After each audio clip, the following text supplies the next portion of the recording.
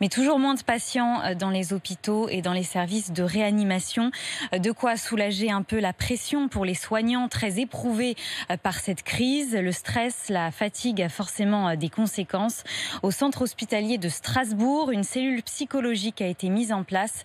Certaines de ces équipes avaient déjà été mobilisées lors des attentats qui avaient frappé la ville en 2018. Caroline Philippe, Maxime Brandstatter. Ses premiers pas d'interne en médecine, Valentin, 27 ans, les a fait dans un service Covid où près de la moitié des patients pris en charge sont décédés. Tous les matins, c'est la même question. On va voir dans la salle de soins qui n'a pas passé la nuit.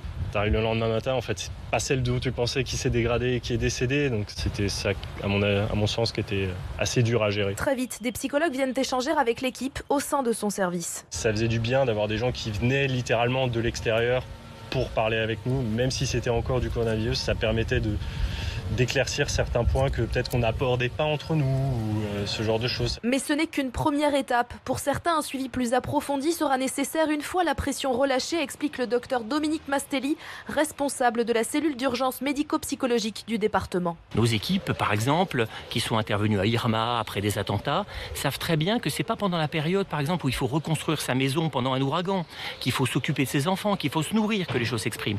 C'est justement quand les choses retournent au calme et que là, le corps s'exprime, fait des symptômes et que nous, on s'autorise à se rendre compte que quelque chose a été difficile pour nous. Le dispositif qui mobilise plus de 150 personnels de santé mentale sur le département restera en place après la fin du confinement.